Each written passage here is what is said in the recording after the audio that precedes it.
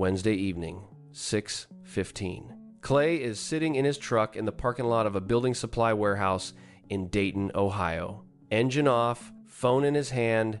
He just read an article that said 72% of American workers are not on track to retire. Clay is 60 years old. He has $410,000 saved. He did the math in his head. 4% of $410,000 is $16,400 a year. Add Social Security, maybe $38,000 total. He read the article, looked at the number, and put himself in the 72%. He closed the phone, started the truck, drove home. And that was the most expensive 5 minutes of Clay's life. Not because he lost money, because he made a decision based on a diagnosis that was never his. Hold Clay in your head. We're coming back to him. Somewhere in Virginia, Janet and Vince are having the same argument they've had every Sunday for 3 years. They're $680,000 between them. Janet wants to stop working at 62. Vince says they need $1 million. His number came from a survey. Her number came from instinct. Neither of them is right. But one of them is closer than you'd think. Here's what nobody tells you about that 72% number. It wasn't calculated using your mortgage, your health coverage, your zip code, or your actual spending. It was calculated using everyone's. In a few minutes, I'm going to show you what happens when you apply 4 questions that none of these surveys ask, and the answer is a number the retirement industry has no financial incentive to show you. If you've ever read a headline that says most Americans can't afford to retire and felt your stomach drop, that reaction was engineered, not by me, by an industry that profits from your anxiety. Here's what happened. The financial services industry took the medical records of 330 million people, blended them together, and handed you the result as if it were your personal diagnosis. You're reading a lab report that includes 23-year-olds with zero savings, people carrying $200,000 in consumer debt, and households earning $18,000 a year. Their numbers are in your chart, their risk factors are on your report, and you're making life decisions based on it. That's the equivalent of walking into a hospital, getting handed an average blood panel from every patient on the floor, and being told you might have a problem. You'd want your own test. Anyone would. The number one, $0.46 million. The amount Americans now say they need to retire comfortably, according to a 2026 Northwestern Mutual study, isn't a medical finding. It's a survey answer. It's what people think they need, not what they actually need. And that number jumped $200,000 in a single year. Not because retirement got $200,000 more expensive overnight, because the fear got louder. Meanwhile, 46% of Americans say they don't expect to be financially prepared for retirement, and 48% believe it's somewhat or very likely they'll outlive their savings. Nearly half the country thinks the money runs out before they do. That's not a financial crisis. That's a confidence crisis dressed up as a savings problem. I've spent years watching real people make real retirement decisions, and the pattern I keep seeing isn't people who are broke. It's people who are paralyzed because they diagnose themselves with a condition they don't have, using a test that was never designed for them. The anxiety is real. The diagnosis behind it usually isn't. The first step is separating your result from everyone else's, and that starts with a number that's going to surprise you. The 2026 Retirement Confidence Survey from EBRI, the longest-running study of its kind, found that 61% of workers say they're confident they'll have enough money to live comfortably in retirement. That's down from 67% the year before. At the same time, the NFP 2026 U.S. Retirement Trend Report says 72% of employees are off track. So 61% feel confident, but 72% are supposedly failing. Those two numbers can't both be right. And here's the part that makes it more interesting. They're both wrong, just in opposite directions. There are people in the 61% who feel confident and shouldn't. They're underestimating healthcare costs or carrying mortgage debt into their 60s without adjusting their number. And there are people in 72% who feel terrified and shouldn't because the benchmark that labeled them off track was never calibrated to their actual life. A separate 2026 study from Asset Preservation, Wealth, and Tax made this even clearer. 60% of respondents said they were very confident they'd retire on schedule, but only 27% felt financially confident in doing so. Read that again. 60% confident in the plan, 27% confident in the money. That's not a savings gap. That's a diagnosis gap. People know what they want. They have no idea whether they can afford it.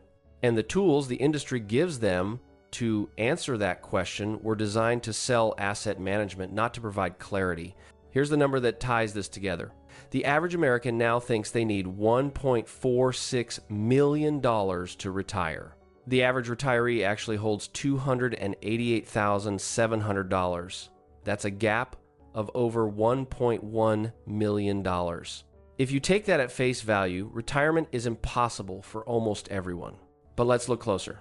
The Federal Reserve's 2022 survey of consumer finances, the most comprehensive household wealth study in the country, found that among households aged 55 to 64 who have any retirement savings at all, the median balance is $185,000 median. That means half of savers in this age group have less and half have more. And here's the number. Most articles leave out 43% of those households have no retirement account at all. Their number is 0. Those zeros are dragging the national statistics into catastrophe territory. If you're watching this video and you have any savings, you are already in a different population than the one those headlines describe. The gap doesn't measure how far behind you are. It measures how distorted the instrument is. We're still reading someone else's lab report. But what happens when you stop looking at the aggregate and start looking at individual cases? Let's go back to Clay. 60 years old, works as a facilities maintenance supervisor for a regional property management company in Dayton. He's been in the building for 22 years. His hands are calloused. His 401k and IRA combined sit at $410,000. Clay did what most people do. He Googled, how much do I need to retire? Read that the answer was somewhere between 1 and 1.5 million, looked at his 410,000 and closed the browser. He didn't run the numbers past that. He didn't factor in his paid-off house. He didn't subtract his commute costs, his work clothing, his lunch expenses, or the $6,000 a year he puts into his 401k that he won't need to contribute anymore. He saw a gap that looked impossible and stopped thinking. Clay did the napkin math, and napkin math is the most expensive calculator in retirement planning because it always rounds against you. The napkin doesn't ask about your mortgage. It doesn't know your zip code. It doesn't care that you've driven the same truck for 9 years and have no intention of buying a new one. It just takes two numbers, compares them to a headline, and tells you the answer is no. Now consider Janet and Vince, both 58.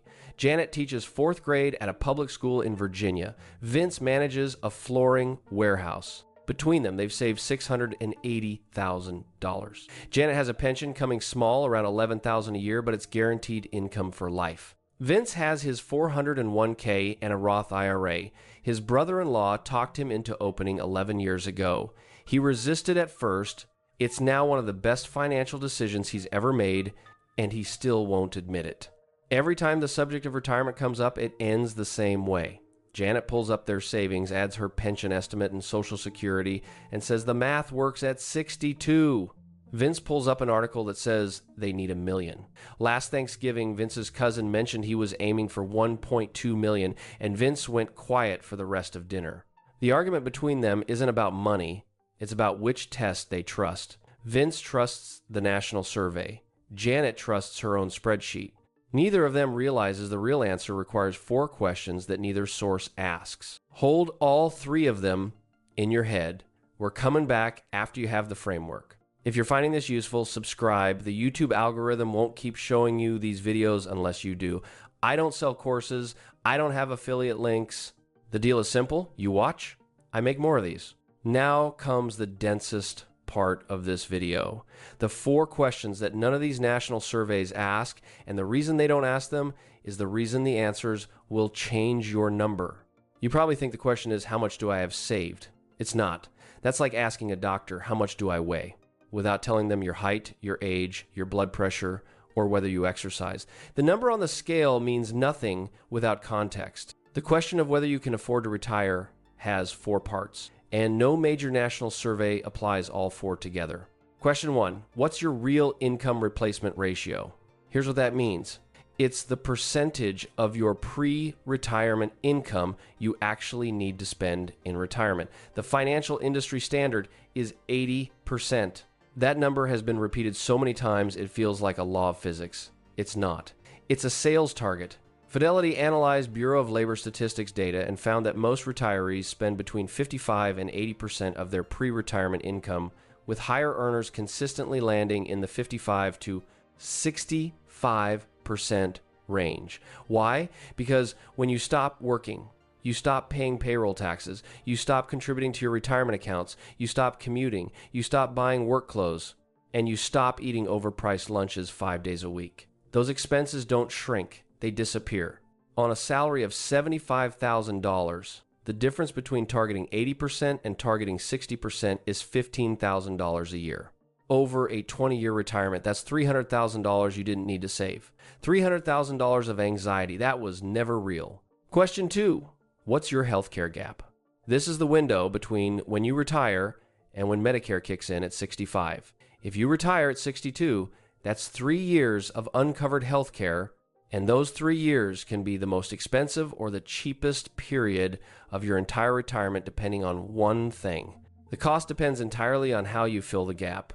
Employer COBRA coverage can run $12,000 to $18,000 a year for a couple. An ACA marketplace plan with subsidies, and the subsidies depend on your reported income, which drops when you stop working, can run $4,000 to $8,000. Spousal coverage through a still working partner can cost almost nothing.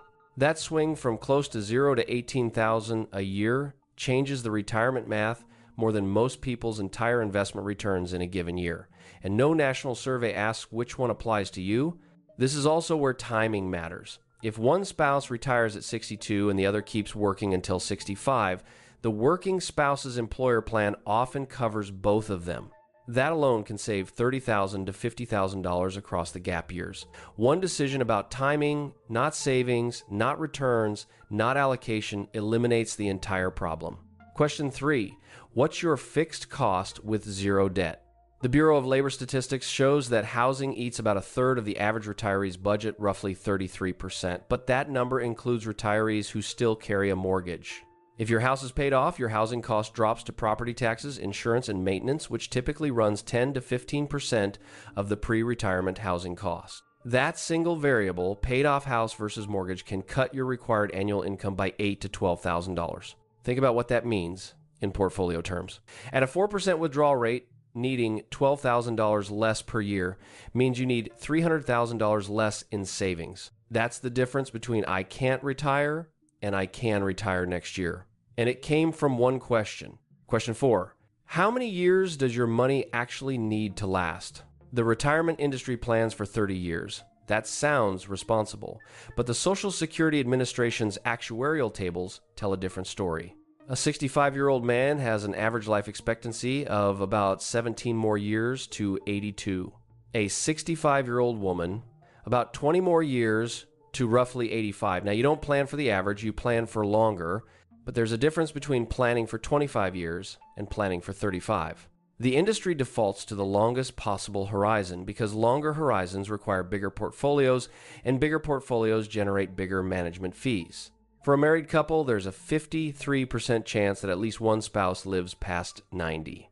That's the real planning number, not 30 years from 65, but 25 years with a buffer. And 25 years requires meaningfully less than 35. Now we're looking at your exam, not the exam of 330 million people. By the way, if you're wondering why nobody handed you these 4 questions before, it's worth remembering that the retirement planning industry didn't grow to over $100 trillion in assets by telling people they might need less help. That would be like a dentist handing you a toothbrush and saying, honestly, you're probably fine. It happens, but it's not the business model.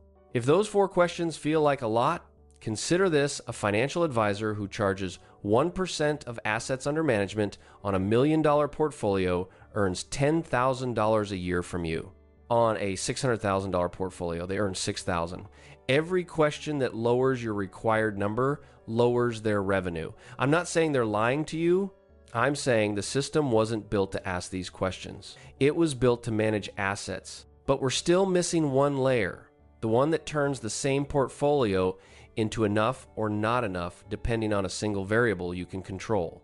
The Bureau of Economic Analysis publishes something called regional price parities. It's an index that measures the cost of living in every state relative to the national average. A score of 100 means you're at the average. Higher means more expensive, lower means cheaper. In 2024, California scored 110.7, Arkansas scored 86.9. That's a 27% gap in the cost of the same basket of goods, same groceries, same utilities, same basic health care. 27% more expensive in one place versus the other. Now, apply that to a retirement portfolio.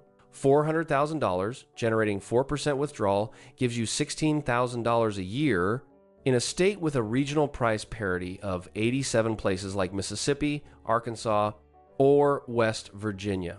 That $16,000 buys you the equivalent of about $18,400 at the national average. In California, that same $16,000 buys you the equivalent of about $14,400.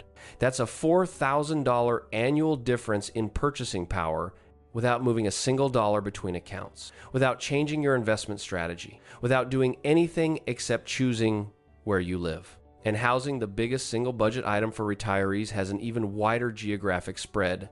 A retiree in the Northeast spends roughly 17% more than a retiree in the Midwest on total expenses. That's about $9,400 a year. Just geography. Let me put a face on that. Imagine two identical retirees, same portfolio, same Social Security, same health, same spending habits. One lives in a suburb of Hartford, Connecticut. The other lives in a mid-sized city in Tennessee. The Tennessee retiree needs roughly $140,000 to $160,000 less in total savings to maintain the exact same standard of living over a 20-year retirement. That's not a rounding error. That's a house. That's the difference between I need to work 4 more years and I could have stopped last year. Here's where it gets uncomfortable. A financial advisor who earns fees based on assets under management has zero financial incentive to tell you that moving from Connecticut to Tennessee could reduce your required portfolio by $150,000. That conversation doesn't grow their book, it shrinks it. The recommendation you need more is structurally aligned with their fee, not with your reality. The lab report said you need surgery, expensive surgery, but the test was priced using Manhattan rates. You live in Ohio?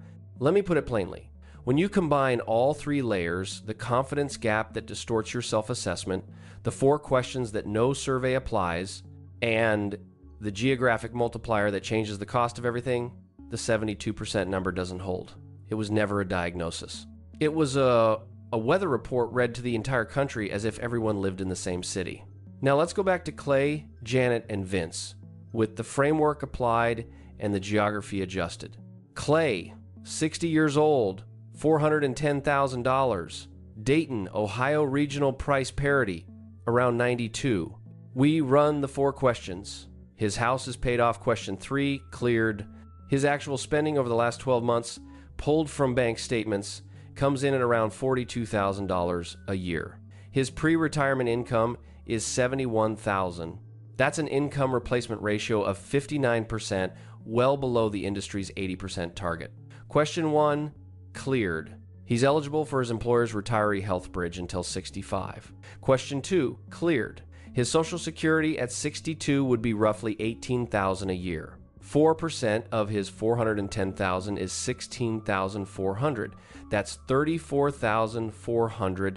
His actual need, adjusted for Dayton's cost of living, is about $38,700. He's short, but by $4,300 a year, not by $600,000. Clay doesn't need $1 million. Clay needs to work 14 more months and shift $22,000 into a short-term bond allocation to cover the first 3 years while his Social Security credits grow. The gap between what Clay thought he needed and what he actually needs is roughly $590,000. That gap was never real. It was the distance between someone else's lab report and Clay's actual chart. Janet and Vince, $58,680,000 combined. Virginia regional price parity around 102. Janet's pension pays $11,000 a year starting at 62. Combined Social Security at 62 would be roughly $32,000. 4% of $680,000 is $27,200. That's $70,200 in total annual income. Their actual spending from 12 months of bank and credit card statements is $61,000. They have a remaining mortgage balance of $47,000. If they pay it off before Janet's target date, their annual need drops to about $52,070. $70,000 coming in, $52,000 going out. Vince's $1 million number came from a survey, the lab report of another patient. Janet's instinct was closer. She couldn't prove it. Now she can. Janet retires at 62. Vince works 2 more years, not because the money requires it, but because he likes what he does, and the healthcare coverage from his employer bridges both of them until Medicare. That alone saves them roughly $26,000 across the gap. For the first time in 3 years, the Sunday argument is over. Not because Janet won, not because Vince gave in, because they finally stopped arguing about someone else's number and looked at their own. What they did next comes down to 3 steps. Step 1. Calculate your real income replacement ratio. Pull your last 12 months of bank and credit card statements. Not what you think you spend, what you actually spend. Add it up, divide by your gross annual income. If that number lands below 70%, your retirement savings target just dropped significantly. Every point below 80% that the industry assumed for you is money you don't need to find. For most people in their late 50s with a paid-off house, this number falls between 55 and 65%. That's not a guess. That's what Bureau of Labor Statistics data shows actual retirees spend. Step 2. Apply the geographic adjustment to your number. Go to the Bureau of Economic Analysis website and look up the regional price parity for your state or metro area. Take your estimated annual retirement spending and divide it by the RPP. Then multiply by 100. That's your cost-adjusted number. If you live in a state with an RPP below 95, your money stretches further than every national benchmark assumed. If you're above 105, you either need more or you need to seriously consider where you'll spend the first decade of retirement. Stop reading someone else's lab report. Run your own test. Step 3. Answer all 4 questions before you make any decision. Income replacement ratio, healthcare gap, debt-free status, longevity buffer. If 3 of the 4 are in your favor, you are almost certainly closer to retirement ready than any national survey says you are. If 2 or more are working against you, you have a specific problem to solve, and the first step isn't saving more money. The first step is knowing which of the 4 is the bottleneck. A person with a paid-off house and low spending who carries no debt but has a 3-year healthcare gap has a completely different problem than a person with high savings and a mortgage. Same net worth, different diagnosis, different prescription. Clay is sitting in his truck again.